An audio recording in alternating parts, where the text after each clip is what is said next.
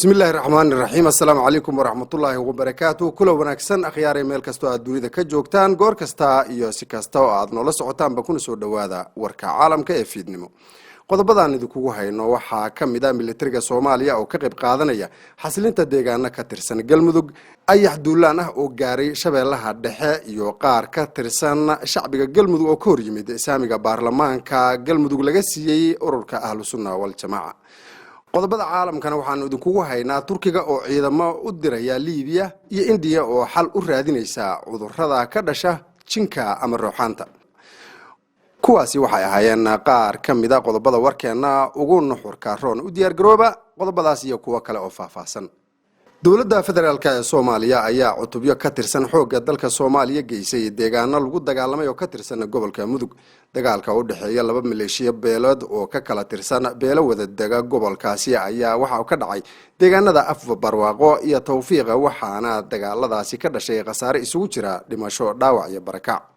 ciidamada dawladda ee la geeyay deegaanada lagu dagaalamay ayaa loogu talagalay in ay la socdaan dhaqangelinta qodobo lagu heshiiyay waxaana tallaabadaasi soo dhaweeyay qaybaha kala duwan ee bulshada gobolka Mudug xasilinta xiisadahaasi ayaa waxa iska kaashanaya hoggaanka qaybta 12aad ee xoogga dalka Soomaaliya iyo waxgaradka gobolka ay ku jiraan samadoonada beelaha maleeshiyaadka dagaalamay deegaanada ay colaadu ka taagan tahay ayaa horay loogu qabtay kulamo looga arrinsaday sidii loo xakameyn lahaa colaadaas waxaana laga soo saaray heshiisyo nabadeed oo ka kooban qodobo u hiilinaya nabadda iyo xasiloonida deegaanadaasi qodobada heshiiska ayaa waxa ugu muhiimsan in shuruud la'aan lagu joojiyo dagaalka iyo in wada hadal lagu dhameeyo waxyaalaha ay kala tabanayaan dhinacyada dagaalamay gobolka Mudug oo ay degaan beelo badan oo walaalo ah ayaa waxa kala maamula labada dawlad goboleed ee Puntland iyo Galmudug waxaana ku soo noqnoqda dagaalo sokeeye oo had iyo goorba sababa dhibaatooyin waaweyn oo kala duwan taliska ciidanka booliska Soomaaliya ee dawlad goboleedka Galmudug ayaa sheegay in uu ku guuleystay fulinta qorshayaal muhiim ah oo lagu xaqiijinayo nabadgelyada iyo xasiloonida deegaanada maamulkaasi Cornel Maxamuud Cilmi Gulaafe oo kamid ah saraakiisha sare ee booliska Galmudug ayaa warbaahinta dalka u sheegay in kor loo qaadayo tayada iyo tirada hay'adaha u xilsaaran amniga maamulka oo dhan sarkaalku waxa uu sheegay in qorshayaasha la hirgelinayo ay kamid yihiin sidii gacanta loogu dhigi lahaa dadka geysta dambiyada kala duwan kor u qaadida wada shaqaynta booliska Galmudug iyo guud ahaanba qaybaha kale ee booliska Soomaaliya wadaagida macluumaadka hay'adaha amniga dalka iyo sidoo kale ka hortagida dambiyada wuxuu kaloo sheegay in hay'adaha Galmudug ay qaadi doonaan tallaabooyin xirfadaysan oo looga hortagayo khatarta bulshada uga timaada maleeshiyadka al-shabaab Cornel Gulaafe waxa uu sheegay oo kale in hirgelinta qorshayaashaas amni ay qayb libaax ka qaadanayso dawladda federaalka ee Soomaaliya sarkaalka ayaa maamulada dalka ka jira dawladda dhexe iyo bulshooyinka Soomaaliyeed baa ka dalbaday inay iska kaashadaan sidii nabad iyo xasilooni waarta looga hirgelin lahaa jamhuuriyadda Soomaaliya guud ahaanba Soomaaliya gaar ahaan deegaanada Galmudug ayaa waxa ka dhaca fal dambiyeedyo kala duwan oo lid ku ah nabadgelyada iyo xasiloonida kuwaas oo intooda badan la sheego in ay ka dhashaan ama ay ka faa'iideystaan khilaafaadiyada dhinaca siyaasadda iyo sidoo kale qabyaaladda qaar ka tirsan shacbiga deegaanka Xeraale ee gobolka Galguduud ayaa shaaciyay in ay ka xun yihiin aysan aqbali doonin xildhibaanada Ahlus Sunnah wal Jamaa laga siiyay baarlamaanka la doonayo in dhawaan la dhisay ee maamulka Galmudug qaar ka tirsan waxgaradka iyo siyaasiyiinta Xeraale ayaa warbaahinta u sheegay in hoggaanka sare ee Ahlus Sunnah ay mas'uul ka yihiin gabood fallo waaweyn oo ka dhacay gobolka Galguduud tacadiyadaasi ay sheegeen in ay ku jiraan dagaalo lagu laayay laguna dhaawacay shacab badan oo aan waxba galabsan kumanaan qoysna lagu barakiciyay dadkaasi waxa ay sheegeen in ay taageersan yihiin dawladda federaalka ee Soomaaliya iyo dadaalada lagu dhisayo Galmudug loo dhan yahay oo xasiloon hase yeeshee saamiga dheeraadka ah ee la siiyay Ahlus Sunnah ay u arkaan in la iska indhatirayo tacadiyada uu geystay ururkaasi ee loo baahan yahay in la horgeeyo cadaaladda kuwii ka dambeeyay deegaanada Xeraale Huursho iyo kuwa kale oo ka wada tirsan gobolka Galguduud ayaa waxa horay uga dhacay dagaalo sokeeyo oo u dhaxeeyay qaybo ka wada tirsan Ahlus Sunnah wal Jamaa oo iskhilaafsan iyo sidoo kale shacab ka madax bannaan gabi ahaanba siyaasadda iyo aragtida siyaasadeed ee ururkaasi dagaaladaasi oo sababay dhimasho dhaawac iyo barakac ayaa ugu dambeyn waxa xalintooda ku guuleystay xukuumadda federaalka Soomaaliya ee hogaamiyo ra'iisul wasaare Xasan Cali Khayre ugu dambeynna deegaanadaasi ayaa waxaa hadda ka dhaqan gashay nabadgelyo iyo xasilooni rasmi ah, hase yeeshee weli waxaa laga dareemayaa khilaafaad dhinaca siyaasadda ah. wararka laga helayo gobolka Shabeellaha Dhexe ayaa waxa ay sheegayaan in ayax guuraya oo nooca loo yaqaan koronkorta uu gaaray deegaano ka tirsan gobolkaasi.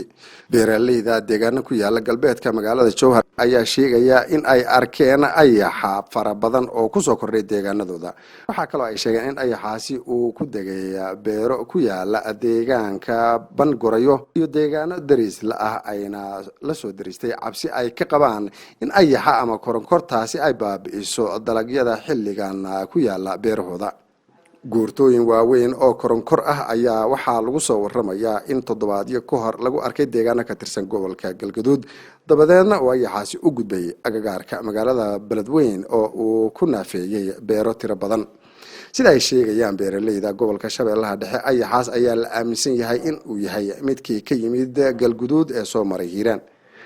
dadka ku xeel dheer arrimaha koronkortuna waxay sheegayaan in ay suuragal tahay in koronkorkaasi uu waxyeelo daaqa iyo beerahaba gaarsiiyo dalka oo dhan, maadaama ay yiraahdeen xilligan uusan oolin dalka adeegii loogu talagalay la dagaalanka ayaxa.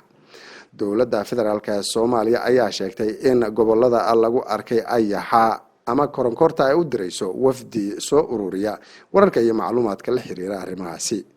ayaxa ama koronkorka oo mararka qaar sababa masiibooyin dhinaca beeraha iyo daaqa ah ayaa waxa u baahan yahay diyaarado xambaara sun lagula dagaalamo, kuwaasi oo xilligan aan oolin gebi ahaanba Jamhuuriyadda Soomaaliya.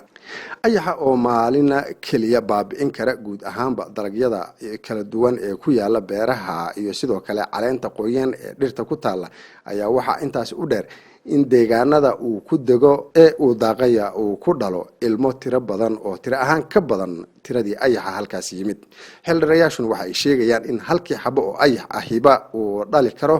ku dhawaad 100 xabo oo ukumaha amaba ka badan, kuwaas oo dhasha soona baxa xilli roobaadka dambe. weli waxaad dhageysanaysaan warkeena caalamka ee fiidnimo, markana u diyaar garooba qodobada wararka dibadda.